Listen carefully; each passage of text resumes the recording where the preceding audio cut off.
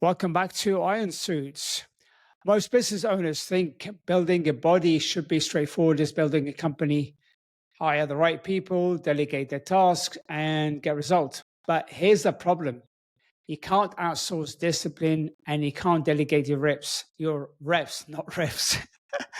And that's why so many high performing men dominate in the boardroom, but look average in the mirror. So today I'm joined by Robin Keller, who's a coach who helps leaders strip fat, rebuild energy, and reclaim their edge without living in the gym. We're going to unpack why CEOs lose their power, the silent cost of success, and what it really takes to build a body that matches the empire that you're running. So if you're tired of excuses, want the truth, this episode for you. Robin, good to have you, brother. Welcome aboard. Thanks for having me. Awesome. Okay, so the you've spoken before on your Facebook page, especially about how low testosterone being the reason, what number one reason why CEOs lose their edge. But I want to sort of rip through the BS. How much of their decline is really hormones, and how much of it is just bad habits? Weak mindset and a soft environment. Well, it's always although it sounds sometimes simple when we present it to the outside, it's always like a multi-layered and a little bit of a differentiated topic, obviously, because it's always a complex. It's a matrix of everything. All of it plays a role, because you can't only say like, okay, being healthy, being in great shape is only nutrition, is only training, is only sleep. It doesn't work that way. We have that. We funny enough, like, think like that. Oh, I just have to exercise more. I just have to do this one thing and everything else solves. But like, you bring your car to a mechanic and he doesn't only change the pressure of the tires. He changes everything. He checks everything. The engine, the transmission, the steering, like everything. You need to look deep. And it needs to be a holistic approach in my end. So when it comes to testosterone, causation is not correlation is not causation. So meaning your testosterone drops because of many reasons, and mainly driven, and luckily that's why we can reverse it, is a lot of the lifestyle choices that we do, obviously, because with the age that we're living in, very digital, working from home, not having a lot of sunlight, convenience food very easily accessible, it becomes easy to fall into, let's say, unhealthier habits. And we trended a little bit away from that, because testosterone is one topic that it has been declining over the years and years through various factors. But the good thing is, that's the good news, the majority of it, if not in some cases all of it, can be reversed, optimized through relatively simple lifestyle changes, nutrition optimization, stress management, training, like body composition, recovery, a few hacks here and there. And we just have to approach that whole topic in a holistic way. So it's never about one thing. What you're saying is not really just about one thing. So it's not diet, it's not exercise, it's not cutting out stress. It's a multifaceted approach. So would you agree that a lot of these guys live very stressful lives? And so sometimes it's a cause and effect, isn't it? So stress, lack of exercise, lack of sunlight increases more stress, which increases lack of sleep, which then increases the likelihood of somebody going and having those making those bad choices, or should we say, or not, I wouldn't say they're bad choices, but the wrong choices if they're looking for body composition, right? If they're looking for the right body composition. It can be, it starts out with one thing that brings the snowball into rolling. And then it just has other things down the cascade, right?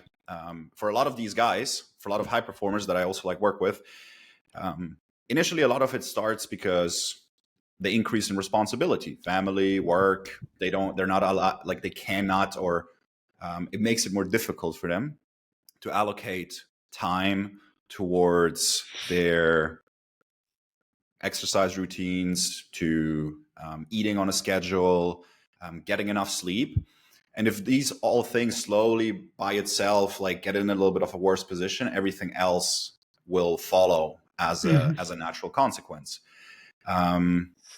However, when I try to like fix these things, I always start out with asking the question like, okay, what problem are we solving here?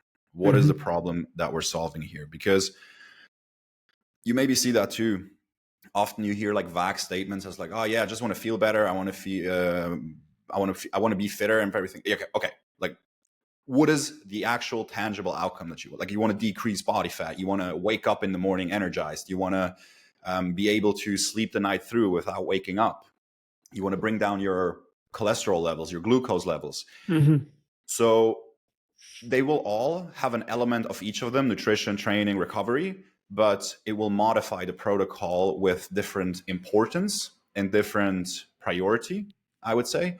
So if somebody says like, oh yeah, I just want to get fitter, so I have to like run 5 times a week, I'm like, I mean, it doesn't hurt, but it's probably not the fastest way to roam, right? And we're not here to waste time. We're here to get results. Yeah, because cardio really makes your body, it increases the stress, isn't it, on the body. And really, the main thing that's going to drive the increase in testosterone is nothing like lifting heavy weights. Yeah, I mean, it's like I said, it's a multifaceted approach, because it's always like, okay, which problem are we solving right now? Do we want to increase the testosterone? Do we want to like decrease body fat? That will then potentially also like increase testosterone. But if somebody says like, hey, I don't like the way I look, my belly starts hanging over the belt, I haven't been in this shape ever, then I'm like, yeah, you probably don't need to start running 5 times a week. Like, first have to like clean up what you eat 3 times a day, because that's the most driving factor when it comes to reducing body fat. And through that alone, also, that's what I'm saying, like, if somebody's like, you know, like let's say 175 centimeters and they weigh 100 kilos, which can happen quite quickly. Yeah. Going running every single day is probably not the best thing for your knees, and it will burn you out. It will get you pain. It's not going to do that much to your body composition, if anything. And if we just like make sure, okay, let's reduce your body fat percentage. Let's make sure we shed off these extra kilos. You can mitigate a lot of the effects that also come from the testosterone drowning effects, because a lot of guys, you see it, a lot of guys that are overweight will have a lot of health problems that come with it, right? I mean, high LDL cholesterol, high glucose, HbA1c, testosterone is a little bit lower, estrogen is a little bit higher. And when it comes to the testosterone, that's like what you would refer to as obesity-induced hypogonadism. Because when you have more body fat, you have more of the enzyme, what is called aromatase, and aromatase takes testosterone and converts it into estrogen. So you're, instead of like, you don't want to have one super low and one super high. There needs to be a balance, but it shifts a little bit in an unfavorable position. And when it comes to like high performers and leaders, if your estrogen is high, you're that's less what gives you decisive. that's what gives you the man boobs, doesn't it? But I think that the biggest impact, I mean, the fat also gives them the man boobs, to be fair. Having excess fat. But what I mean, the excess estrogen. I mean, the excess estrogen in terms of estrogen to testosterone ratio. Yeah, I mean, like if the testosterone is low and estrogen goes a little bit up, then the ratio is messed up, relatively speaking. But how a lot of men are not aware, they're like, oh, I'm not as sharp anymore. I'm not as decisive anymore as I used to be. Like, that's very typical signs of high estrogen, you know? Yeah. So would you say a lot of these people, when they come, the most important thing when these guys come into coaching programs, to have a clear idea of where they want to be? Because I feel like a lot of these guys will come in and sort of, they've been, how should I say it? Like society has been told them to not want anything, to not need anything. You don't need anything. You don't want anything. So they come in with this, oh, I just want to be there for my family. I just want to I just want to look good. And when it's an actual fact, a lot of these people want something more. Like if you're going to start something, you always want to go all the way, right? Nobody just wants to go and lose 20 pounds or 10 pounds, because the likelihood is when you go and lose 20 pounds, only want to lose 20 pounds, you're likely going to gain that very, very, very quickly, because it's only 20 pounds, right? And it implies that once you go to that goal, then you're going to start to again do what you were doing before. Um, Does that make sense? Do you know what I mean? for sure. I think there are two important points, coming back to the question that you asked in the beginning. Do they have a very clear goal? I often see initially no. It's like getting fitter, feeling better, having more energy, which is a direction, but it's not very clear. But I think that has to do with two aspects of the whole thing. One is you don't want to be perceived, like vanity, because it doesn't sound good. Yeah. I mean, at least in Central Europe, like people are not as like, oh, I want to, like I want to look that, like everybody looks at me or something like that, which is fair, which they can. But what someone communicates and what they deeply desire are two different things. Yeah. So sometimes I think it's just like being a little bit like cautious with what they're saying, because they don't want to come across as a certain way, with exactly. too much vanity. And the other thing, but I think that's probably like the more important part, or the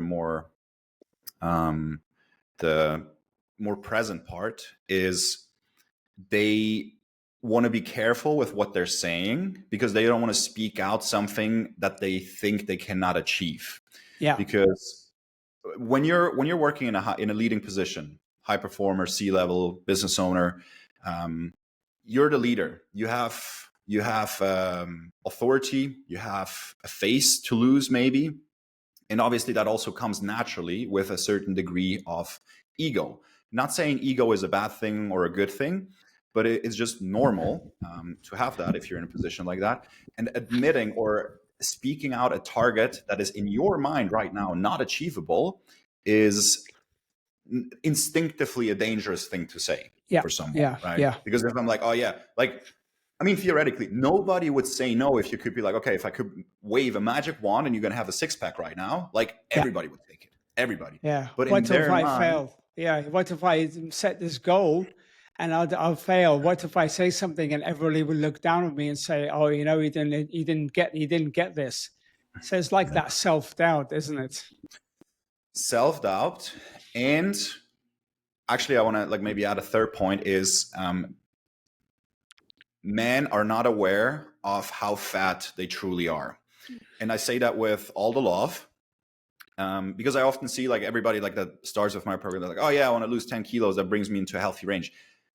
When I look at the body composition, when we do a DEXA scan, when we do a full assessment, I'm looking at it, okay, like what's your exact goal? Like, like let's say below 20% body fat, maybe 15% body fat, which is like kind of like a common goal. I'm like, it's probably like closer to 15, maybe in some cases even 20 kilos of body fat loss, because I had that experience with myself. When I had my own transformation, I was like, oh yeah, I'm getting into great shape. And I measured myself with calipers. Yeah. Skin fold calipers. So you measure at multiple points on your body, and then you put it into a calculator, and it tells you how much body fat you are. And I was like measuring that and like using these calculators, and I'm like, oh yeah, like 8 or 9%. I remember it. And I felt like very good about it. I'm like, yeah. Then I went to Zurich and did a DEXA scan, 15%. Yeah. In your face. But that happens obviously also like at a higher scale.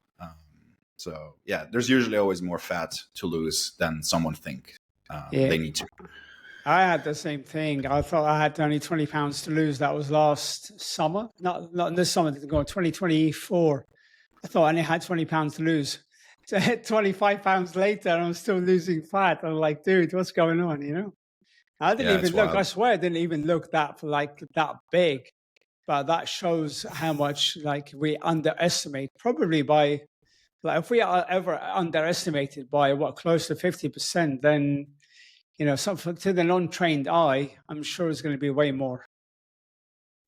Yeah. And with like, I mean, I've did that now, like, like so many times doing a DEXA scan, visual assessment. I measure myself probably like over 10 times with the DEXA scan. Yeah. And then they sometimes also rely on the in-body or smart scales and whatever. And they're also like usually off by, like anything from like 5 to 10%, Yeah. what I've seen. But in the meantime, my eye is so trained, I can say it on like 1 or 2% accurately. I want to talk about the silent cost of success, because a lot of these high level guys love to flex their success. So the company, the house, the car, the kind of the trophy wife.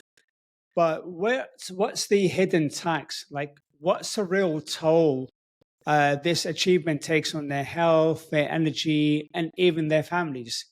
Because, like, you know, a lot of these guys seem to think that success in one area means that we got to give up success in every other area, right? So, like, I mean, like, oh, I'm building a business, so I can't uh, go to the gym, or I don't have time to go to the gym, or I don't have time to take care of my family. How much of it is real, sort of? How much is truth in it, and how much is it society? And looking at those extreme cases, like MJ and maybe who else was it? Bezos, Jeff Bezos, or I I'm not very familiar with like American sports, but Michael Jordan I know is one where he had his sort of like achieving greatness. I think Bezos has been married a few times. Um, but anyway, my point is, how much is it like people looking at the extremes and thinking because they can't achieve it, or because they are sort of their families is like messed up, because they're chasing success, and that means that I've got to be the same. It's a deep question that like has multiple layers to it. So when we try to like unpack this step by step, if somebody is very ambitious and wants to achieve a certain status, financial security, family, like, yeah, they're going to focus on that. And health degradation, for example, is not something that happens from today to tomorrow, right? If you have a one night of bad sleep and you eat, like a few convenience meals, like you're not gonna degrade from today to tomorrow. So it's a Mhm. slow process. Like the analogy of the what is it, the frog in the boiling water. Yeah, yeah, yeah, Um, yeah, yeah. so somebody is like so focused on their goal and chases after that that they don't realize like how hot the pot is actually getting, and only when it gets to the point where um, the pot is boiling, health markers getting out of range, the doctor starts pointing at you and like saying like, hey, like this, you're not going to fall apart tomorrow, but you sure will in the near future if things don't move in the right direction.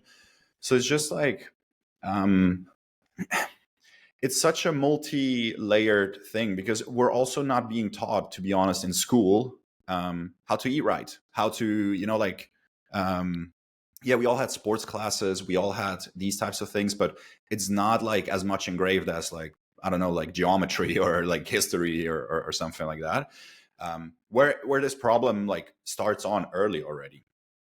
And some people just have to, if they haven't had that confrontation or had that lesson themselves, they just have to get to like what you want to call it, like rock bottom, and that is individual for everybody. For somebody is like, oh yeah, like I have to buy a bigger size shirt.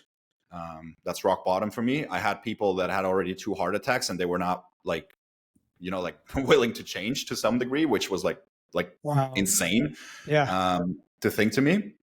Like, like it's not only about you, it's also like what you're leaving behind with your family. yeah. And they Who's think going like, to oh yeah, run the no, company? Who's going to run the company after you go? yeah, and Like you like, I mean, can't. who's going to be there for my kids? Yeah, Who, yeah, like if I am the father gone, like what will happen? And I mean, a heart attack can be a thing that like, yeah, that's going to take you out from one day to another. And but that's a realization that everybody has to make for themselves, because you cannot tell somebody that doesn't want to have a solution like, oh, you have to change right now, because that's just going to create more resistance. yeah. each person will have their own boiling point, rock bottom. But all the people that I ever coached or that I look up to, that I've seen, that hit the rock bottom and then afterwards got in great shape, not only obviously started to feel better, look better, perform better, but their businesses started taking off much more. I mean, Jeff Bezos was an example. After his public transformation, like Amazon had his records in revenue. Dan Martell, also a big guy, got himself, like, worked super hard, became super successful, but started to feel terrible. When you look at him now, like, he looks like a Greek god. Like, he's in amazing shape and he hammers so hardly in. If you make money right now and you get in shape, you will make more. It's a natural consequence of it, because you have more energy, you feel more confident, you're going to be able to network better, have more opportunities. And I could list more, like Dana White is also, like, just like to name a few at the top. So many. And also you got to think about, your kids don't really care about your title or the car you drive or what your profit and loss is. They don't give a fuck about that. They care about their dad being there for them, because at the end of the day, what would they say at your eulogy? You've got to think, what do I want my kids to say at my eulogy? So I wanted to say that, I never saw my dad, because he was too busy working and chasing revenue and chasing all these profits, and yeah, sure, he had a nice car, but I never saw anything of him. Or do I really want to say that, I got to watch the game with my son. I get to go to the gym with my son and work out and make memories, and take them on vacations, rather than being this dude who's just constantly working and, not seeing anything. Because you can't take it with you, right? I'm not saying to go out and spend every single penny that you have, but also you can't take it with you when you're down under, right? You can't have this checkbook or this balance sheet or printed balance of your account, and you're you don't want to be on your how should I say, on your deathbed, and you're maybe having regrets, right? But you don't want to be there saying okay, I didn't do my best. So I think it's the case of trying your best in every area, rather than being sort of good in one area only, if that makes sense, right? 100%. If you said that nicely, if your kids by the end will not remember how much money you made, will not remember which car you drove, they will only remember daddy is tired, daddy doesn't want to play now. On the missed out adventures, on the not as much quality time as it could have been. Maybe you're stealing them literally like memories, and in the worst case scenario, you might not even be able to see your kids walk down the aisle and getting married, and have their own kids. I've seen that, it happens. But yeah, I can understand, or I try to understand, that this is not initially as present for everybody, and that lesson has to be learned. But if everybody will have a sobering conversation with themselves, or an honest confrontation, realize that, that's cool. When you make the realization, you're like, oh, fuck, maybe I should do something about it. But what I really don't have respect for, if somebody's really in a situation where it becomes really challenging for their health and problematic, and will take years of their life, and even heart attack risk, and then not do anything about it, because then it's not only about you, it's about what you're leaving behind and the burden that you put on your kids. Yep. Who's going to leave the tab? Who's the tab going to be left for? Who's going to settle the tab that you leave behind? Yeah. There was a very interesting quote by Erwin. I don't remember his last name, but he was a famous public speaker. He unfortunately also died, I think last year. And he was saying, if your kids grew up to be you, would you be proud of them? If your kids grew up to demonstrate every single of your behaviors, would you be proud of them? Would you be okay with that? Because if you're not, you have some work to do. because they're not going to listen to, oh, eat your broccoli or do XYZ. They observe, they watch, they model, and will adapt over time to that. That's true, because both of my boys, one is 18, the other one is 16. Like, they look at me and how I track my food, and both of them track their food as well. That's cool. Like the youngest one hasn't gone to gym yet, but he's also like walking every single day, and he's doing like 12,000 steps a day. And he's constantly like, tracking his food. And like, my wife is making their food for him. And he's like, no, stop. I've got to track it. So like, yeah. And no matter how much they try and tell him to, like, just chill out, don't bother about this now, you're too young. He's like, no, I have a goal, and, I'm going to measure it. And, like I said, it comes from the parents, because I do this thing all the time. They see me doing this, and they're like, I want to be like that. And and no matter how much you say, they're not going to follow what you say. They're going to follow, like, they're going to model what you do. Yeah, monkeys see, as the saying goes, monkey see, monkey do, right? Yeah. The leadership doesn't stop in the boardroom. That's it. So when these guys, the CEOs, say, I don't have time to train, like, 3 hours a week is only 3 hours a week, which is like the minimum. It's only 0.7% of their schedule, right? So, like, do you say it's really time, or is it really just priorities and ego that's stopping them from going to the gym and exercising? Because we all have the same 24 hours in the gym, right? So, like, are they sort of making up priorities, would you say?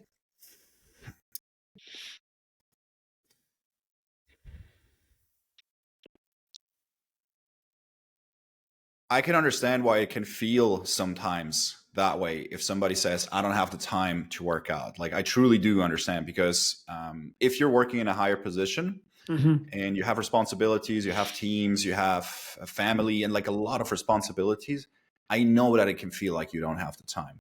But when you objectively look at it, it's in almost every situation never objectively true. Yes, like the cliche of like, oh, we all have the same 24 hours. Like, yes, but some of us have it more filled up, less filled up. Yeah. But where I think is the difference is like, priority, 100%, but also not knowing what to do. Because I think self-sabotaging thoughts and self-sabotaging beliefs that they keep telling themselves is probably the bigger one. Because I don't have the time, I don't have the time, I don't have the time. Like, if you keep telling yourself, like, you will not find the time for it, right? There's this one quote that hit me in a different time of my life, like, so deep. And it goes, argue for your limitations, and sure enough, they are yours. Yeah. That's so true. Because I read something like that. A lot of people would argue for their limitations rather than their goals. Exactly. And when you pair that then together, if you have that self-sabotaging and self-limiting belief, and at the same time, then you think you know what to do, and what you think you know to do is running 5 times a week for an hour and eat like a rabbit, and like go grocery shopping in 5 different stores. Like, you don't have the time for that shit. But that's where a systemized approach tailored to your schedule will come into place. Because the truth is, like eating an optimized way is not going to take that much more time. Like, you spend the same amount of time eating. That's not going to change. You maybe have to think a little bit more about what you put on your plate and modify it a little bit. But you could technically get all of that, like, even sometimes in gas stations and convenience stores. But that's at the beginning, though, wouldn't it? At the beginning of your plan, you have to think. And then once you create a system that is tailored for your goals, then it becomes pretty much straightforward, doesn't it? Like you mentioned, it's about systems rather than, because a lot of these guys think about, like you said, they think they have to do running 5 times a week and also weight training, which is why they say they have no time. But that's because they don't have in my experience, they don't have the same goal. They don't have a clear goal.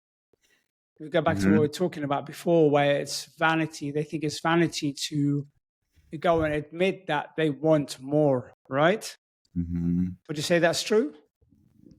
Mm, what I would say is high performers who don't think they have the time to work out, they just don't know what to focus on in reality, because most of them will focus on the 80% that will only give them 20% of the results, but are not aware or not as clear on what are the 20% that give you 80% of the results, right? I mean, the thing is, none of them that want to become Mr. Olympia, none of them want to become like a pro athlete, LeBron James. So you don't need to Yeah. put like anything close to that into place. Like realistically, what somebody needs, I mean, working out 2 times a week, 35, maybe 45 minutes can be all you need. Optimizing and cleaning your diet a little bit. Like there's so many like meal prep services that can like deliver it to your front door, and you just Yeah. have to heat Yeah. it With up, your eat it. macros. Yeah. Yeah. Yeah. Yeah. Get a decent amount of steps. Work a little bit on your wind down routine in the evening so you get quality sleep. And like that's 80% of the battle, to be fair. Mm-hmm. So when it comes to when they come to you, where do you see, like when people come to you and they want to lose weight, they're serious, where do you see them wasting the most time? Wasting, or rather wasting effort on stuff that doesn't matter. Would you say it's mainly cardio? Like what would be your priority? If somebody comes in and say, I've only got 20, 30 minutes a day, what's the non-negotiable? Which one would be the best buck for your money? Is it cardio? Is it strength training? Is it steps? Mm-hmm. Oh, we can't really go. We can't really say steps because steps is something that you do throughout the day. But what's something that let's narrow it down to two. So would you say it's cardio? Would you say it's strength training? Yeah. Um, I'm going to answer that in a second, but I think initially what holds them back the most Hmm. is, like I said, like the belief around like what is necessary to do so, and because they think, oh, this is unattainable for me, I cannot integrate that in my schedule. They don't even start with it. They don't even do anything, right? Because I'm like, why should I even do it if I can't stick to it anyways, right? Or they start something super unsustainable, and then after 2 weeks fall off again Yeah, and say like, yeah, oh, this yeah. doesn't work for me. But when you would have to put all your money on the big bangs, right? What do we call it? The meat and potatoes. If you only have, let's say, the worst case scenario, like let's say you have an hour per week, right? You can split that up. Like I would do 2 resistance training exercises, or workouts per week, but obviously design them in a way that you get maximum time efficiency and also like maximum stimulus. Like I like to utilize, for example, things such as antagonistic supersets. Uh-huh. So instead of scrolling between sets or waiting, like I mean, just Checking Facebook or LinkedIn or your checking emails, emails. whatever it is. Yeah. So to put that into practice, like you can do the simplest example, like you can mix, like you do a set of push-ups just to stay with like very basic exercises. You do a set of push-ups, and instead of waiting another minute or whatever, you do another exercise that doesn't use the same muscle groups. That can be any sort of row, maybe not a pull-up because they're both like very fatiguing exercises. Yeah. Maybe some lateral raises, maybe some face pulls, maybe abs, core. Yeah. So I always Yeah. like to combine a little bit more quote unquote demanding exercise with one that is a little bit less demanding, because if you try to superset, I don't know, like back squats and then like want to go into Romanian deadlifts, like that's good Yeah. night. That's going to be very, very difficult.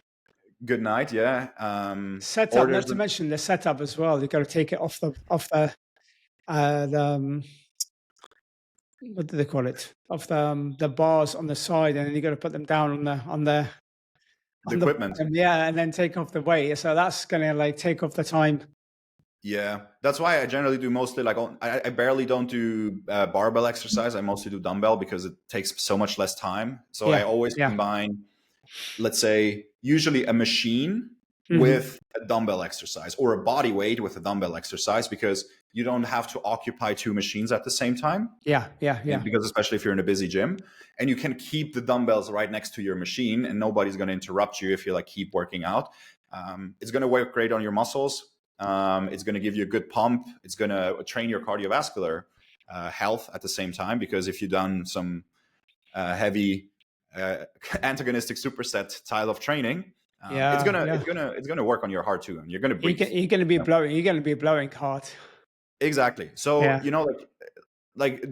I barely do initially with anybody like dedicated cardio training, because it's not the big rock that they have to focus on. If they get to later stages and they have a little bit more time to allocate, very welcomed.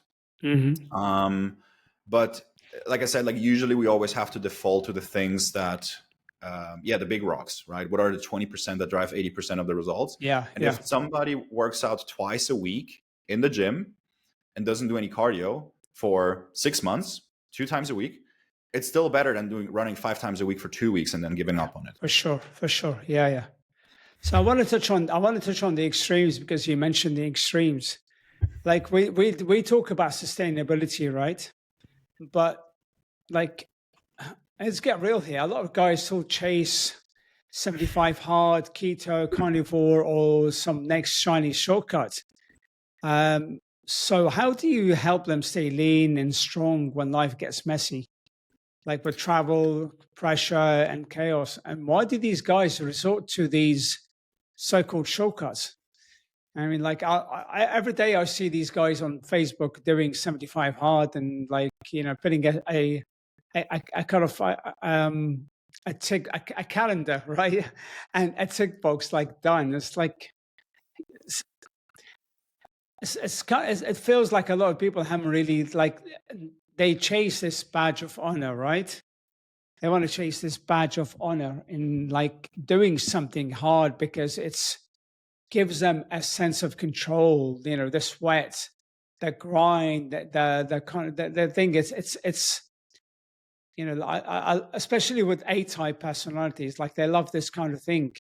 I built a business on my own. I sweated guts, and so fitness has to be in um, the same hard, for the lack of a better word. Do you know what I Yeah. mean? Yeah.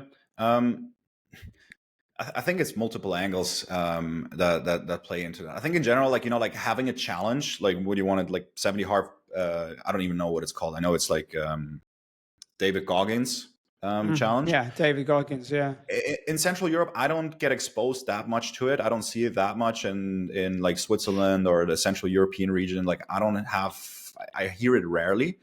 But I mean, it's just different extremes that they want to do, like whether it then be like, oh, I'm going to only like do carnivore, I'm going to go like keto or low carb, which is like an extreme form in and of itself too. yeah, And I think one aspect is surely like a challenge is fun because they see it maybe a little bit as a challenge, right? Because all of us, like, especially if you're like a driven person, A-type player, like you like a challenge. So like, okay, let me face the challenge. It might be fun for a little bit, but the problem is if you can't do it for a decade, then don't even do it for a day, yeah, yeah, right? So while a challenge can maybe, like give you a little bit of an initial boost and something like that, if there's not a plan, a strategy, a framework in place for after that, that you're like, okay, like that's realistically when, like business is ramping up, when I'm traveling again, like what I can stick to, yeah, then it will just be a lot of effort for mediocre or no results and additional frustration, right?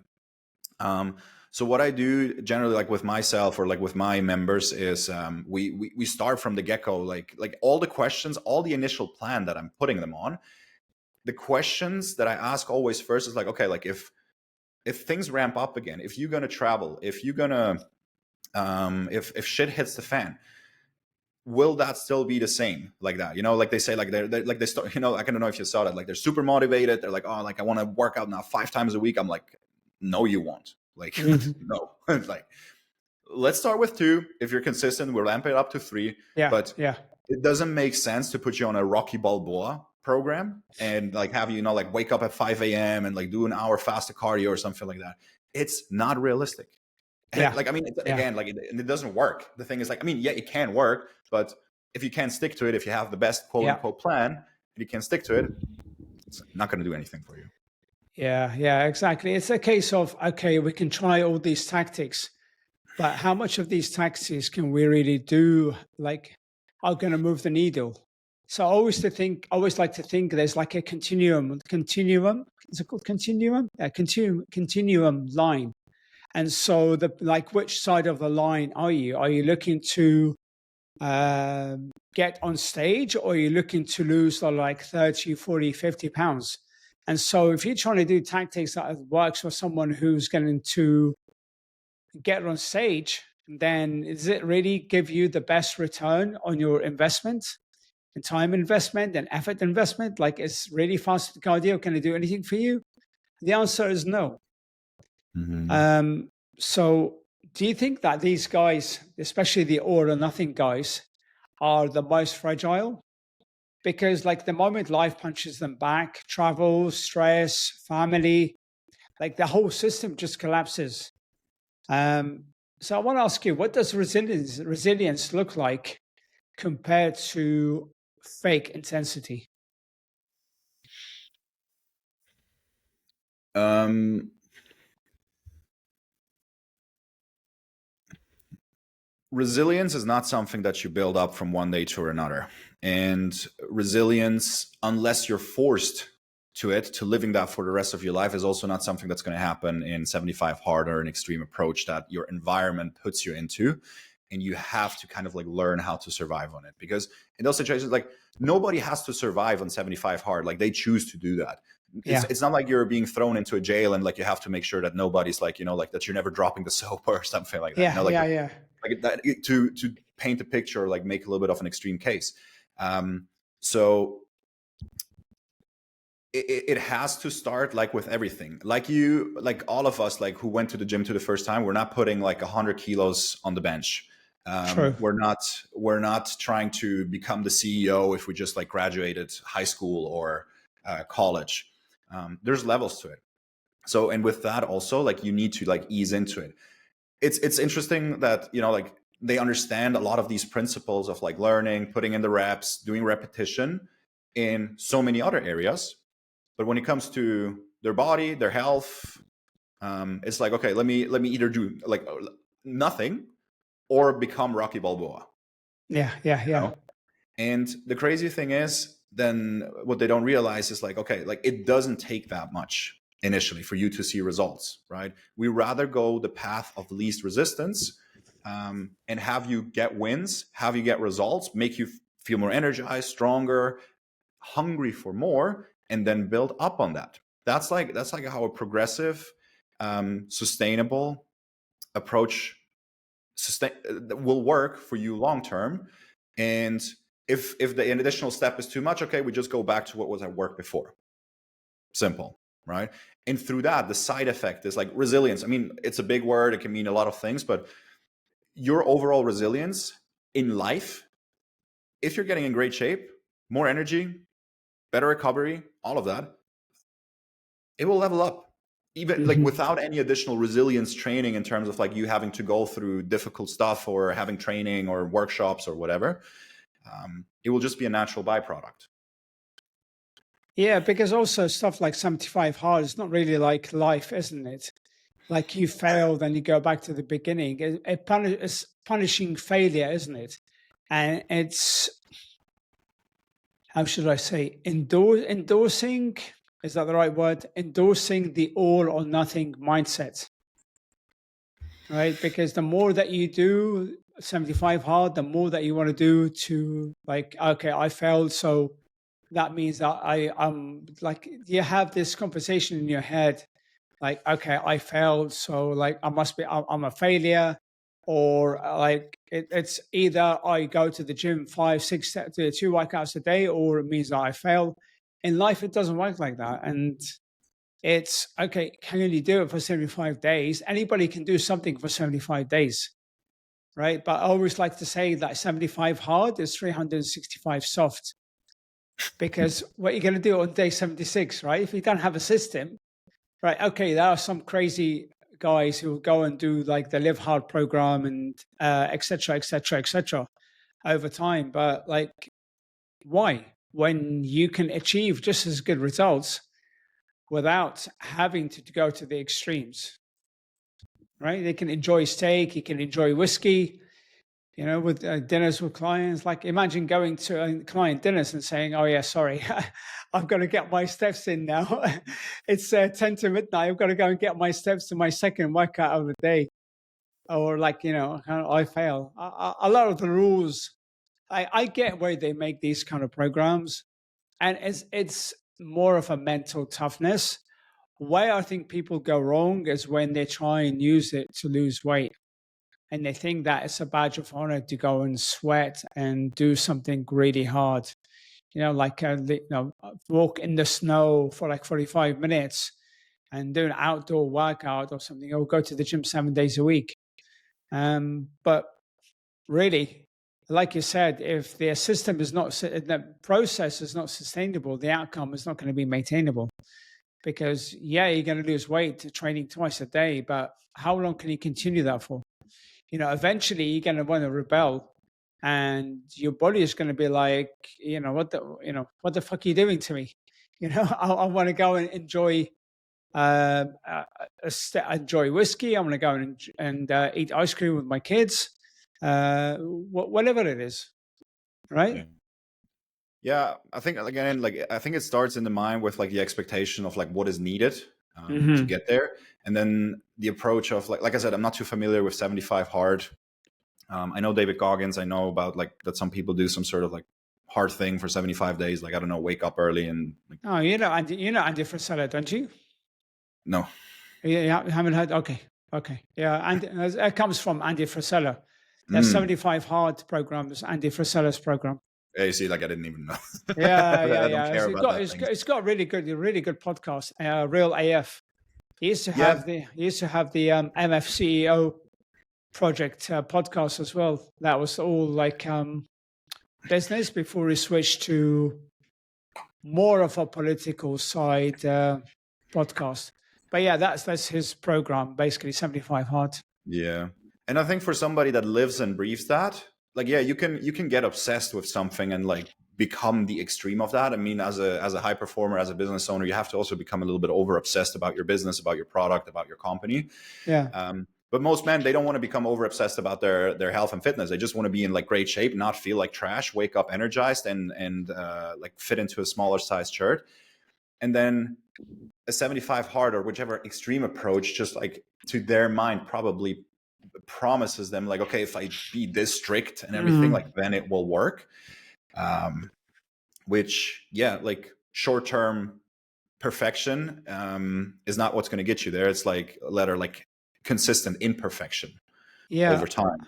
I want to ask you, a lot of these guys, the CEOs, don't believe in chasing shortcuts. All right. So why do they, like in business, why do they go and chase these shortcuts when it comes to their body? Like, what's the mindset that drives this?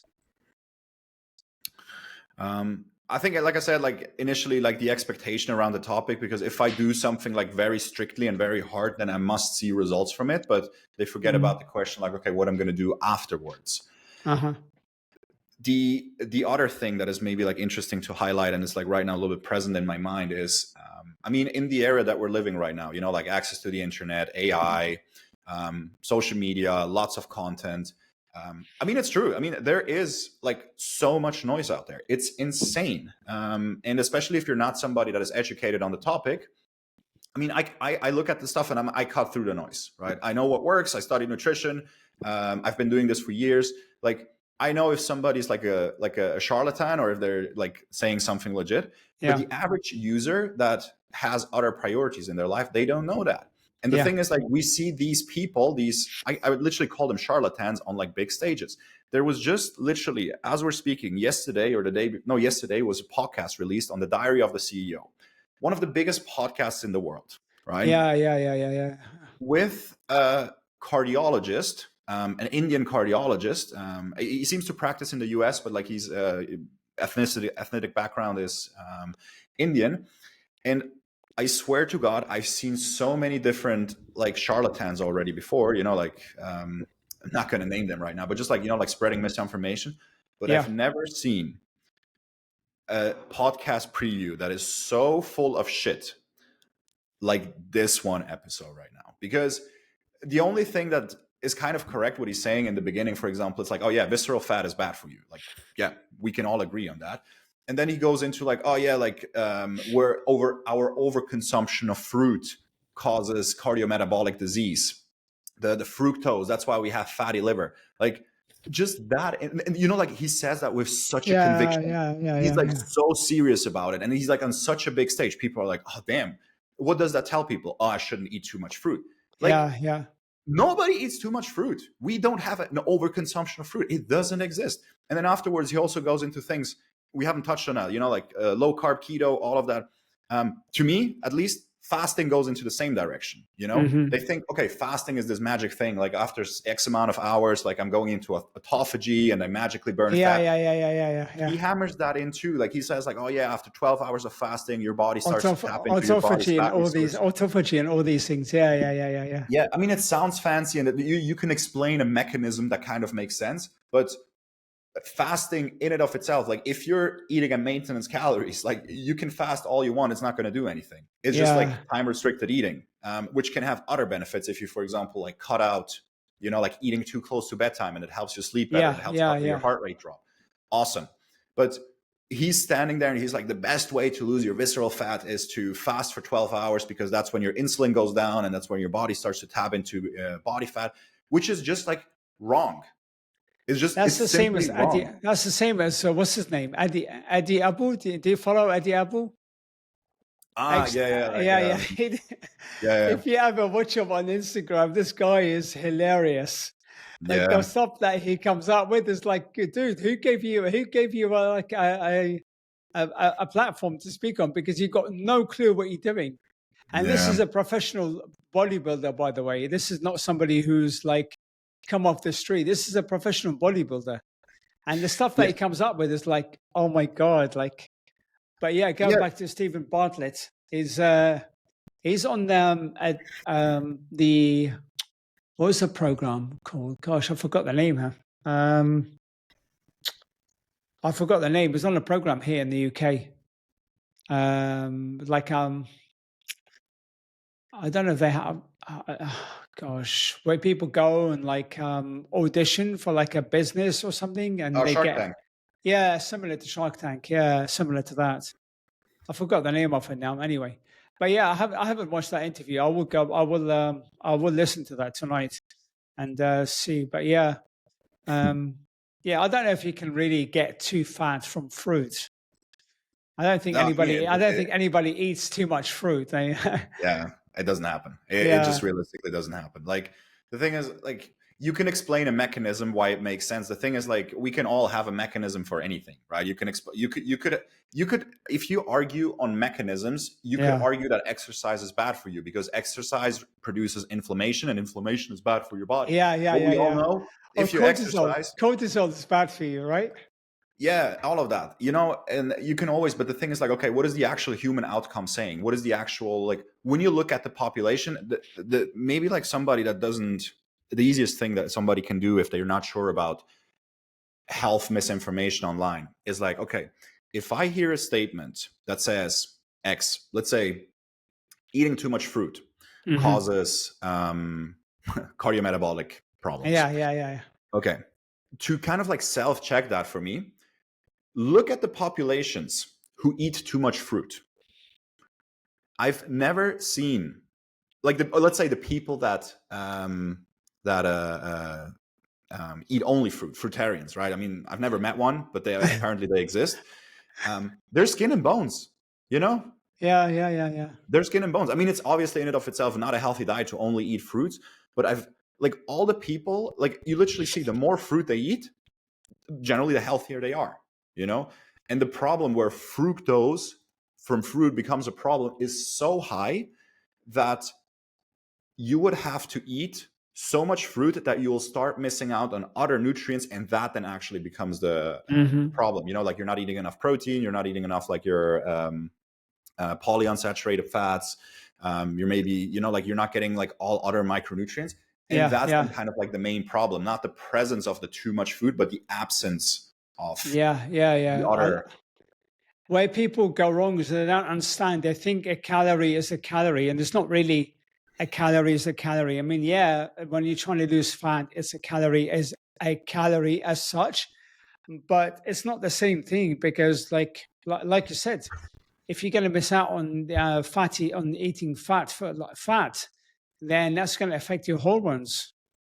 And like body fat is as much an energy balance as it is a hormonal issue, right? So again, we're talking about cleaning up the diet, testosterone, all that comes from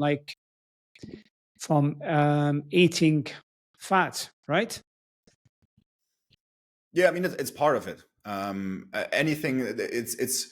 I try to be as clear and transparent with the statements that I do, that they're like objectively correct. Mm-hmm. Because if you say like, okay, yeah, if you don't eat that, like it's going to have an impact. Yeah, but there's a lot of other things that happen to that. You know, like I always try to like put them into like an order of magnitude. So somebody, you know, like it's like then, oh yeah, like I take, you know, what are these testosterone boosters? Tongkat Ali, testosterone and whatnot. So if somebody purchases one of these supplements to boost their testosterone, Mm-hmm. but their sleep sucks, they're not eating enough protein, Yeah. they're not managing their stress, they're not even lifting weights, and they're thinking about that this thing is going to do something for you, like, yeah, you just have your priorities in the wrong place. They're throwing water into the fire. They're throwing water into what was it? Into an inferno. They're throwing water into an inferno. Yeah. Or Yeah. stepping over dollars to pick up pennies. Yeah. It's not going to help. Yeah. Exactly. So why is it that these guys sort of follow their cookie cutter advice, you know? Generic workouts, YouTube, influencers, meal plan. Why do they fail the high level guys, the CEOs, the founders, entrepreneurs, business owners? Why does it fail them? Well, multiple reasons. First of all, the thing that kept you in shape 20 years ago, in your teens, in your 20s, is not the same thing that's going to keep you in shape today, right? Because you had a different schedule, you had different responsibilities, you had a different grade of activity. Your body was a little bit fresher, so to say. So trying to keep up what you've been doing for during that time seems in their mind that's the thing that I need to do because it worked back then, so it needs to work today too. Like, yeah, maybe not 100%, and then comes back to the point of, okay, if you can't do it for a decade, then don't even do it for a day. You know, because a lot of guys, like when they're in college or something like that, like, yeah, they're active, they move a lot, they maybe sometimes forget to eat.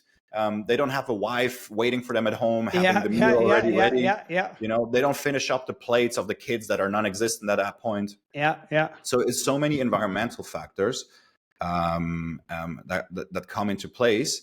And then on the other side is like literally the lack of guidance or knowledge or information systems. Because I get to hear that so many times. Let's say somebody decides to work with me, we get started, I have them onboarding, and then it happens every now and then that like after I do the launch with them, we're like, okay, now that's what we're going to do right now. And then they're like, huh, that's like way easier than I thought it will be. And I'm like, are you like that? Like, are you sure? Like, I'm like, yeah, just don't do that. Just do that. We'll have a look in a week time. And then like 2, 3, 4 weeks into it, they're like, sometimes even say stuff like, oh, like I feel like eat more, you know, like I actually, or some of them actually have worked out less than they did before, but doing it the right way. Yeah. You can't expect to dig for gold with a plastic spoon. So what you're saying is that the workouts, those cookie cutter workouts, are not customized for them, their schedule or their current lifestyle. Yeah.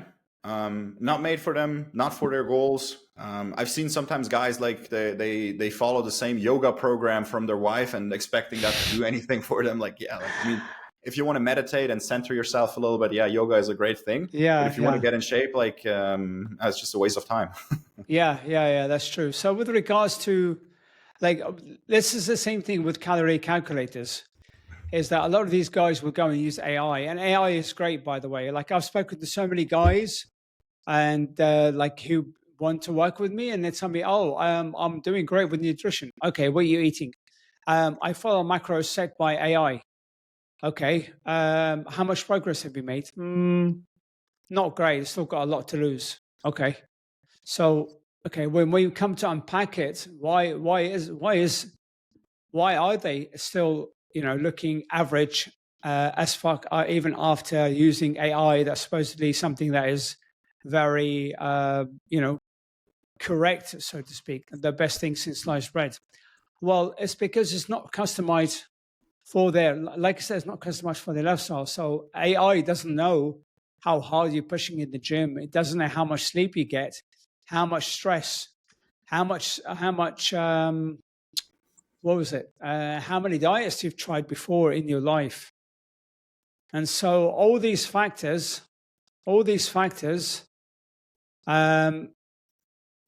play a part in setting your correct calories, right? So what works for what AI might tell you is not something that might not be correct. Mm-hmm. If that do you understand what I mean? Yeah. The That's true. I think like it can probably like calculate your macros and everything like to a relative like okay degree. Where I think the problem lands,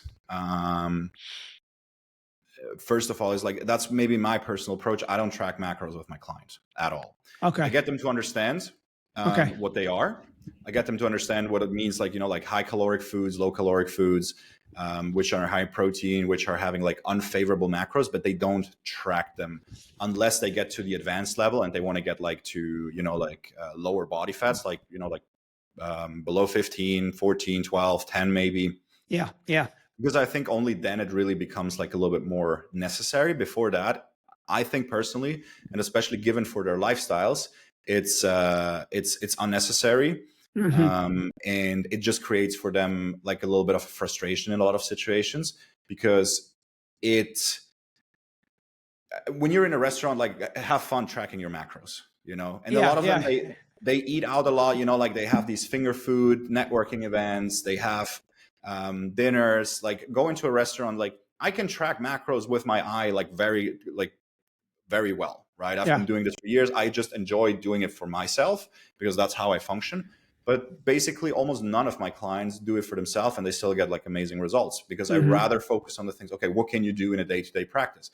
Tracking macros, calories, is something that you have to learn first too, and unless you're eating the majority of your meals at home and not willing to learn through it and have someone actually like giving you the feedback and like truly learn it, not just like use MyFitnessPal and like type in whatever you think is correct. Yeah. Because if you don't know it, MyFitnessPal has so many errors, I mean, errors in terms of like, it's like Wikipedia. Everybody can scan a barcode and put the macros inside. Yeah. And then you scan the barcode, and then instead of the portion, it has it per 100 grams. And then you track it, like you have like double the calories or you have half the calories. Yeah. That's true. It just messes it up. I have an eye for that. I look at the food and I can already calculate the macros because it's so programmed in my mind. Yeah. And I kind of do the same with them, but less without like, but more so looking, okay, like, does it tick off the boxes that we want to have? Like, what do we generally want to have?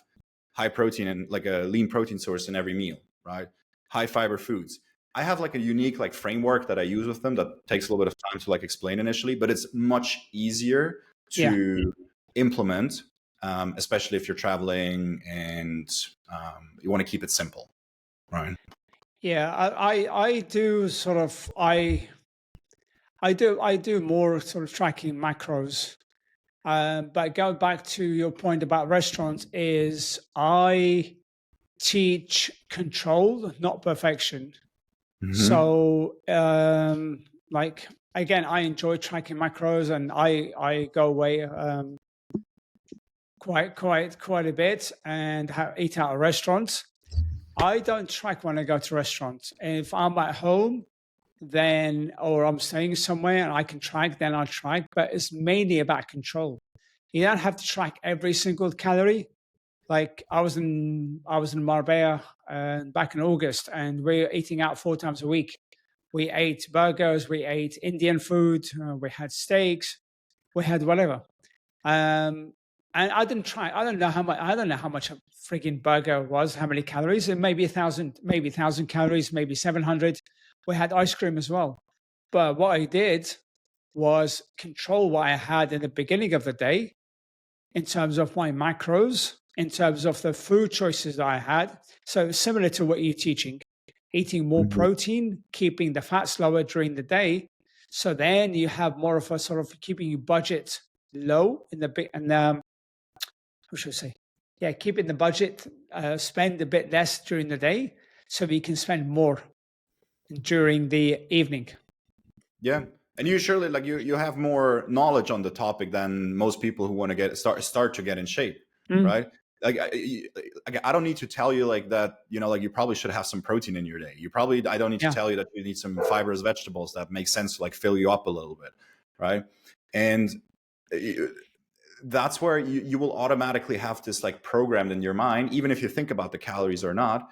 It's like, okay, do I make sure that I'm not going overboard, making sure that all the meals that I'm having, like that's maybe not deep fried, too oily, that, like I overindulge in the, like whatever they mhm, put in the before as appetizers, like olive oils, like anything that has a very high caloric drive or value, yeah, but doesn't fill you up that much. And I try to like make sure, okay, like not saying what you should less have of, but what you should have more of, because that will create that natural satiety feeling. Because the yeah. way most people eat, they just misregulate their appetite, you know? Yeah, yeah, that's true. That's true. That's very true. They eat the wrong food, or they don't drink enough water. So what they think is the mistake hunger Yeah, for actually, proportions, yeah, you yeah, know? yeah, yeah, yeah. The The portion thing is, like sizes. most of these guys, they don't eat that bad. Like the truth is, like they're not eating at McDonald's every single day. They're Yeah, not. yeah, It's just like, okay, like probably like 80% of the foods you're eating are totally fine. You're just eating the wrong proportions, yeah, right? yeah, You're yeah, eating like not enough fiber, not enough lean protein. yeah, Your plates are too carb dominant. yeah. Precisely. Yeah, Not that carbs are bad, but if the proportions, if you don't yeah, yeah. pay the like, I like the point that you've pointed on, like with the budget, like nutrition and fat loss is exactly like Hmm. finance, like Yeah, exactly. You yeah, always want to make first sure that you pay your rent, your taxes, your kids' education, like all the things that are needed. And when by the end of the day you have a little bit left, blow it on some fun stuff, right? yeah, If yeah, it's casino, if you want to buy a new watch, yeah. um, Precisely. Yeah, you know, exactly. yeah, yeah. Okay. So quickly, I want to go through two more things before I let you go because uh, you've got things to do. Blood work and energy leaks. So tons of CEOs get blood work done, but end up doing absolutely nothing with it. It's like a piece of paper. Oh, whatever. So why do you think that is? And if men actually, what should, and you mentioned it in the beginning, what markers should they pay attention to? Very good topic. First of all, I think the majority of the regular checkups that are done are not as comprehensive as they should be. Hmm. I've invested a lot of money and time into this whole topic, also through my own personal experience, having been failed from the medical system in Switzerland, being kind of like forced to learn more about this topic through self-interest, but also through personal need for high performance and quality of life. So I'm not a medical professional, but I've learned from some of the most recognized experts in the world. And Peter Attia, being one of them, also says something very insightful. Medicine is great at keeping you from dying, but it's terrible at helping you living well. Yeah, And that's very what a good lot of point. these, yeah, because your doctor is only going to say something once you're like on the edge of like, like Yeah, yeah, yeah, yeah, disaster, right? yeah. Only then. And the thing is also like what we have to be in mind, like, oh yeah, like my levels are in range, or my doctor just said now something about it. Like, yeah, your doctor sees like some of the unhealthiest people on the planet. Like he only sees unhealthy people Yeah, almost. yeah, yeah. He doesn't see the good ones. Like he barely sees the good ones. And if somebody says like, oh yeah, I'm not that bad, he only said something now. Like, yeah, but who are you comparing yourself to? Also, reference ranges. Reference ranges are based on population averages, and we know the average population is not like really the healthiest that it can Yeah, be. yeah. So the first thing is like, okay, yeah, get your checkups done, but they should also be like comprehensive. If you want, I have a document. I'm actually releasing a solo podcast episode the week after about the blood panel that I have my clients and myself test. That is definitely deeper and more extensive than what your doctor would test you for. And that contains a lot of the things, like some of the markers, obviously, like a lot of medics that they don't test for testosterone, free, Are we total. talking about a full male hormonal panel or a full male panel? I mean, a full blood work panel, like it has hormonal markers in there, but it also has like cardiovascular health markers in there that your doctor most likely is not testing you for. Yeah. Like they're good at checking some boxes. Like you usually have like, like your creatinine, your HbA1c, your glucose, your blood lipid panel, your CRP. This is So quite explain basic. what you mean by glucose and CRP. Glucose, we're meaning like the insulin. We're talking about insulin. No, your blood sugar. I Your mean, like blood you can sugar. have two different measurements when it comes to blood sugar, which is like your glucose, which is the snapshot, and also Yeah. the HbA1c, which is your, depending on the test, like 1 to 3 months average representative of that. Like how high is your blood sugar? And then obviously also if you have good insulin management and you're not Sensitivity. resistant, Yeah. good sensitivity, that should be in a good range. And CRP, like C-reactive protein. There's just like many markers. I mean, that could be an episode in and of itself. Give me the most important. Give me the most important ones. Like if you had to pick 3 or 4 for the high performer, especially that are not being tested right now in your panel, most likely. Well, yeah, the ones that the doctors don't tell you about. So when it comes to cardiovascular health, ApoB. ApoB is the number one most most impactful single marker that you can do, because you could save technically LDL, HDL, and all of that, because ApoB is the single most relevant marker for assessing your cardiovascular risk. It depends on the clinics and the doctors, but sometimes they also don't test for albumin. Albumin is just generally a marker that is very indicative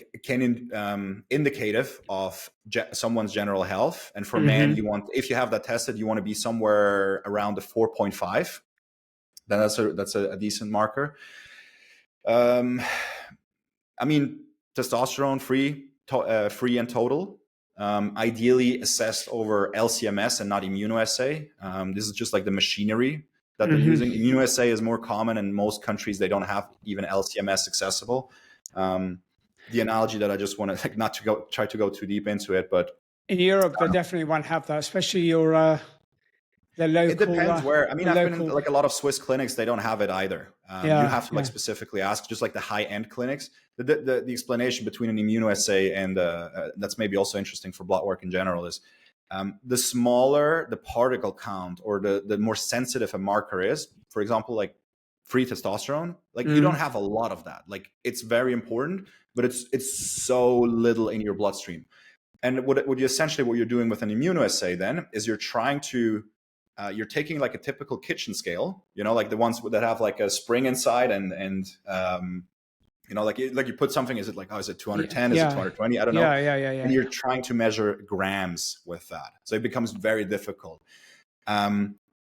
What is important to understand, like a lot of blood tests, people take them as objective truths while they actually more are a range. My long-term coach is a medical professional and professional athlete, and he works in laboratories, and I learn a lot from him directly. You should do your blood test, but if your blood test says, for example, let's take with the testosterone, if it says today, I'm just saying something like 520, and next time it says 570, and somebody's like, oh, I've seen an increase. The amount of increase that you saw is most likely either just like blood plasma fluctuation or error margin of the machine, you know, and that it's different on every single marker. So blood work is a highly, very like wouldn't even consider myself anything close to an expert, but I've learned enough to understand how to read through them, Yeah. and to give tactical ones. So again, ApoB, right? I would test like albumin, ApoB, free and total testosterone. When it comes to like optimizing hormonal health, and I think a lot of clinics don't test that, would be also like vitamin D in form of the 25-OHD. I think it's called the marker. It depends. Like there's many ways how you can measure a certain nutrient or hormone. 25-OHD, because that can have a direct impact on your hormonal level too. But if you want, I can attach my we can attach in the show notes maybe my blood work panel that because I'm not trying to like I just try to get it out to people and like have a true assessment. Yeah, that'd be very helpful, because a lot of guys would look at different. A lot of guys don't really know what to test for. They go by what their doctor tell you. Like And your like you doctor said, doesn't even know. it's a range. Like the amount of, for example, cholesterol is the most misunderstood term ever, because people go in and they give them like their LDL or HDL and LDL to triglyceride ratio. And Mhm. people don't understand that their cholesterol is actually like there are, I think, is it 10 or 12 different cholesterols? Yeah, there's subcategories of each. I mean, like you have LDL, VLDL, and then Yeah. even your HDL has 3 different types in and of itself. It's like I said, it's more like an indicator rather than an exact truth. But still, if you have out of range markers and multiple of them, it's definitely like I'm like, okay, like you have to do something about this. And also when it comes to like, maybe that's an interesting one to interpret. 2 things that I want to say. When you do the panel that we're going to attach down below, we had it so many times that doctors have been resistant to having that panel tested because with the funny thing is, until this day, with no legitimate argument, because they why they want to test it, but they just said like oh yeah, there's like this new hype and like everybody wants to test their testosterone and everything now. Like yeah, it's like obviously it's like the most crucial hormone for man's vitality. Like Yeah. obviously Yeah. they want to test it. And we had it quite a few times where doctors pushed back because obviously maybe, I don't know, my suspicion is like cost saving purposes, because obviously the insurance has to pay, and if the doctor approves it, maybe they don't get the same benefits from the insurances, or I don't know. I still to this day haven't got from any doctor like an answer why they don't want to do it. It's just like it seemed more like are you kind of like questioning my authority kind of like answer, but not like a logical one, you know. Because I'm open for critique. I'm open for like, okay, like if it doesn't make sense, then it doesn't make sense. But I haven't had an argument yet. And the second thing is blood work. The degree of how severe certain markers are out of range is always relative to all the other blood work that you have. Because, for example, if somebody comes to me and they show me their blood work and you see like, okay, you know, like their LDL is a little bit high, your HDL is a little bit low, HbA1c is elevated, like C-reactive, like all of them are a little bit slightly above the reference range, not drastically, but slightly above the reference range. This is far more concerning than if I would go into someone's office and one of my markers, for example, like on my last test, my LDL was a little bit high. If everything else is stellar, but one of them is out of range. Yeah. Right? Because it's always like relative to the rest of it. Because all of them have an impact with and on itself. So you can't say, oh yeah, your LDL is high, that's why you're unhealthy. Like, okay, no, let's look at the other ones that also have a direct impact on that marker. Yeah. Where I find the most confusing is that they tell everybody about cholesterol. Cholesterol is the high cause of, there are 2 sides of it, isn't it? People will say that cholesterol is the cause of, number 1 cause of heart disease. Others would say like it's the carbs. And so we got the fat, the people who support high fat diet, against the people who support the high carb diet. Mm. And what I like, again, that can be like a whole sort of question in itself. But yeah, so like I'll touch on it briefly. But if you want, your goal is to look good and like lose body fat, then you just got to understand that every single, like, not how should I say, no macronutrient, meaning no carbs or fat, are bad, right? Neither of Yeah. them are bad. They're like, if one goes up, the other one has to come down, because protein always has to be at a level, and then you got your fats or your carbs. And so where people go wrong is where their carbs and their fats are too high and their protein are too low. So that's when sort of you get that, like you said, Mhm. having visceral fat is very unhealthy. Yeah. I mean, the point is, if you have too much of everything, then you're just like hypercaloric. What we would have like in nutritional sciences terms, you're just eating too many calories. Yeah. And Yeah. the majority of the problems, the health problems that you're going to experience, whether that's high carb, high fat, or something, will be from over consuming calories over a long time. That can be coming from too many carbs. That can be from too many fats, or from too much protein is a little bit more difficult, realistically. Yeah. Yeah. Um, Yeah. Yeah. but regarding like, okay, like the LDL and all of that, just to like put that down quickly, what is it? The carbs? Is it the fats? It's quite clear, actually. It's just like one type of like demographic, or two types of like cults, maybe you want to call it, that are a little bit ignorant to the data, which is like more like the low carb keto and carnivore Yeah. Yeah. type of people.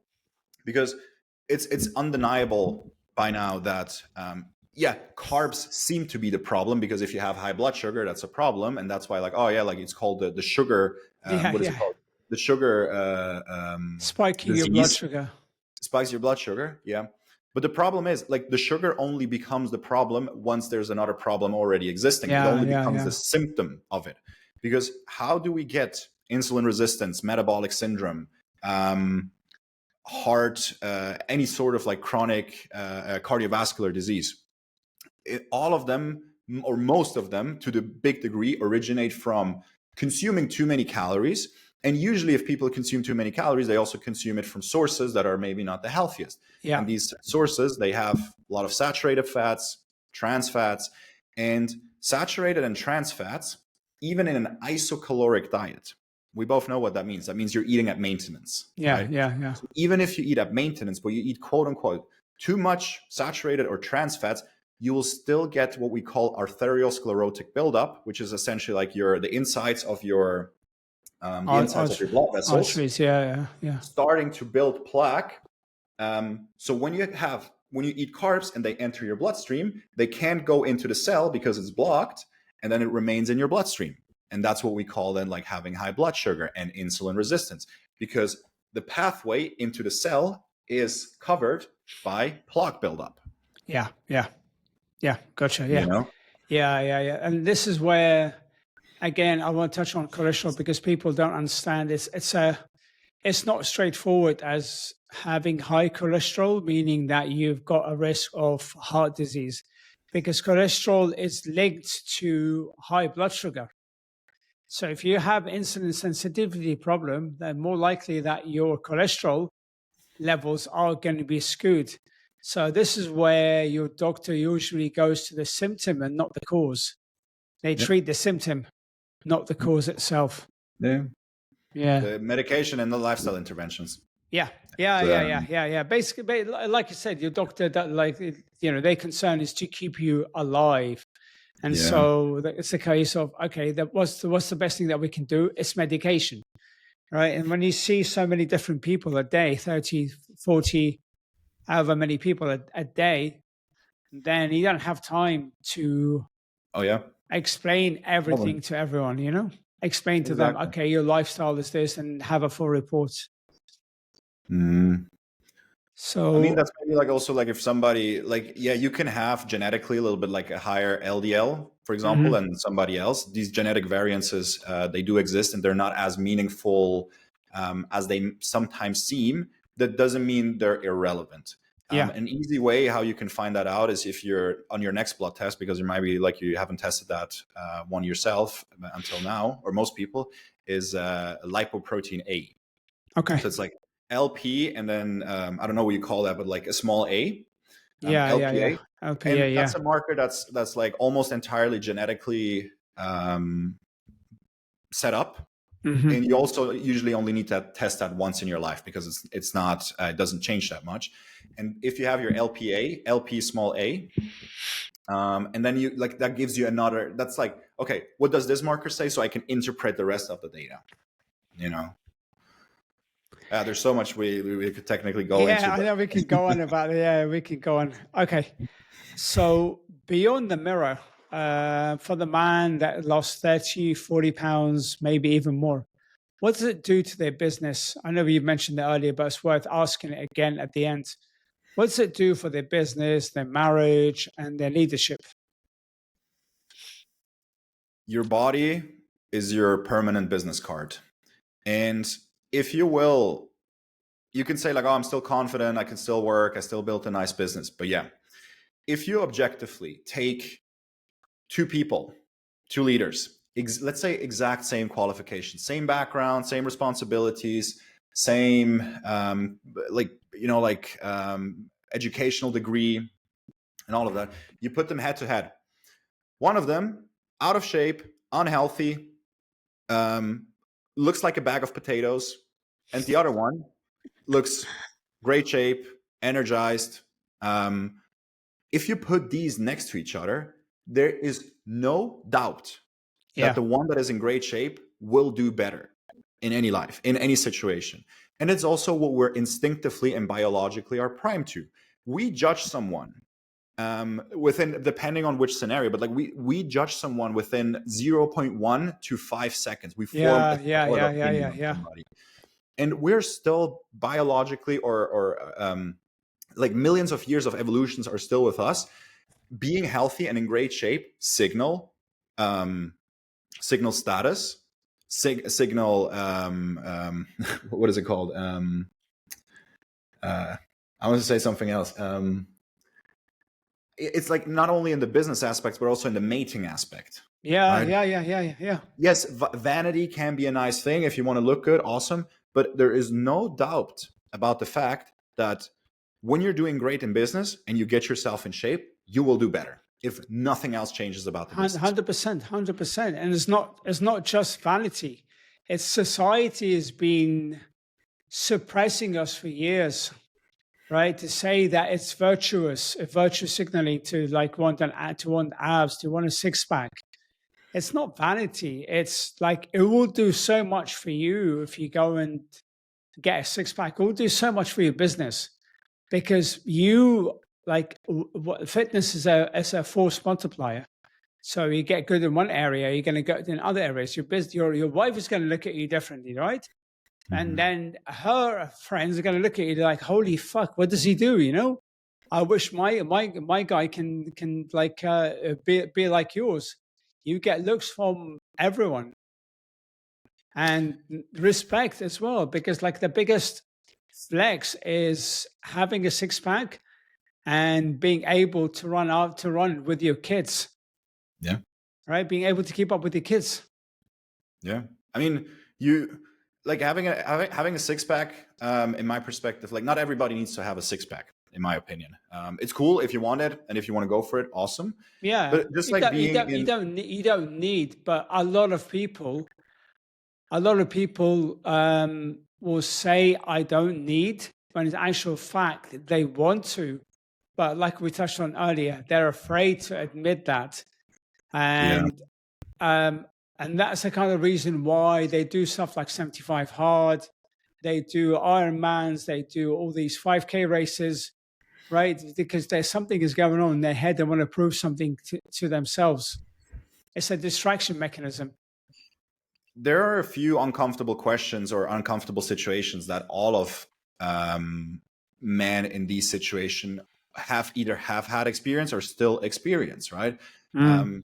Like the simple ones, like going on vacation and pulling up to a 5-star resort and then feeling conscious about taking off your shirt at the beach. Like, Yeah. is that how it should be? Your wife is with you. She's kind of like a little bit like, she doesn't speak it out loud, but she's kind of like a little bit embarrassed, like how you let yourself go. And Yeah. Yeah. like the uncomfortable moment when the lifeguard walks by and he's in great shape, and the only thing that she thinks about is like looking at him and having certain imaginations. Yeah. Yeah. Yeah. Yeah. Yeah. Or she's like, And this she's is one in of them. bed. Yeah. She's in bed and she's reading romance novels or scrolling Instagram rather than, like looking at you kind of thing. She She's might looking not at 50 say it. Shades of Grey. Yeah, yeah.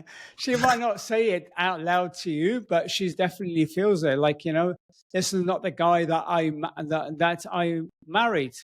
This is not the guy that I looked at. I want to sort of rekindle that, that Yeah. relationship. What was it? The first. I read this quote in what's his name's book, Robert Greene's book. Let's see if I can bring it up. I wrote it down somewhere. The first rule of influence, was it? I know the author, but I'm not sure which book you're referring to. Rule of influence. Where is it called? Rule of influence. But it's also just like simply like, like how you show up as a leader. Like if you're a leader and like, again, you take the same two leaders, one of them has like the belly hanging over the belt. Yeah. And then needs to like talk you through a presentation before you even start trusting him. If somebody shows up to the boardroom and is in great shape, has a firm handshake, and is like very confident naturally, like he's already like 5 steps ahead of you. Yeah. Yeah. Whatever your qualification is. And I've seen that time and time and time again. I have this like specific, like one client.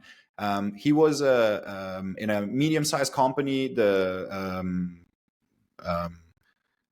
was a little bit higher role in the whole sales department. So part of his job was like networking, going to events, connecting with people. A few months into the program, he sent me a message. He was like, hey, I don't know what's happening right now, but conversations flow easier. I network better. Opportunities open up. 3 months in, he got a sales director role offered from a medium to big sized oil company, and he's crushing it right now. Wow. Yeah. No qualification has changed. Nothing. He just got in better shape, feels more confident, and through that, opportunities opened up. Yeah, because you show up differently, don't you? You show up differently, you walk differently. The whole energy is all subconscious rather than conscious thing, because you know in yourself that, okay, I've got this. And so I can do everything else in my life, because one area is how you do one thing is how you do everything. Right. So if you're somebody who's like waddles around to the boardroom and looking out of shape, and you're preaching discipline to your team, they're going to think like, what the fuck, man? Like you look like a sack of potatoes. So why should I listen to you talk about discipline? Why should I listen to you? Yeah. Like, I only respect you because you pay my bills. Yeah. Respect your status, your money, but I don't respect you as a person. Yeah. Yeah. And once you get to the point where you can walk into the room and you demand respect and authority without saying a word, that's when you're like on the next level. 100%. Yeah. That's a goal. Your presence tells something before you speak. Like I think we talked about Bezos now. Bezos has this kind of energy that he walks around and like everybody's like, okay, yeah, he's got money, but also look at the guy, that the firm handshake, that walking tall, chest up. Yeah, he's jacked as anything. He's on his yacht, and the guy is like, what? How old is he? What, 60? Oh, I don't know. Yeah, like 60, 70. Like the guy is jacked. Yeah. Yeah, and if Jeff Bezos can get in shape while running one of the biggest companies in the world, I think. Yeah, exactly. If you're leading a few hundred people, you can do that too. If Jeff Bezos can get abs at his age and he's running, and he's a multi-billionaire, then you can too. Yeah. Yeah, it's all about priorities. All about priorities and systems. Yeah. Yeah, exactly. Robin, brother, has been epic. Thank you so much. That was a great conversation. Where can people learn more about you? Where can they connect with you? So usually where I'm most responsive are either on my LinkedIn with Robin Keller, or with my relatively new Instagram account, Robin Keller Official. I also do have a podcast called The Performance Code, where we focus on anything that elevates your performance, but that doesn't has to do only with health and fitness, but we go into everything, business, leadership, bedroom performance. Tomorrow I'm dropping an episode on that. Interestingly enough, I'm super pumped for that one. Awesome. How to become a leader in the bedroom. Yeah, so LinkedIn and Instagram are the main ones. I'm also on YouTube, like I said, with the podcast and my private, or like my main channel. And yeah, otherwise you can have a look at thefithighperformer.com. That's where we do. But you'll find that information on any of my socials anyways. Okay, we'll put all those on this on the in the show notes. Cool. Awesome. All Thanks right, for having me. awesome, brother. Thank you very much. We'll talk soon.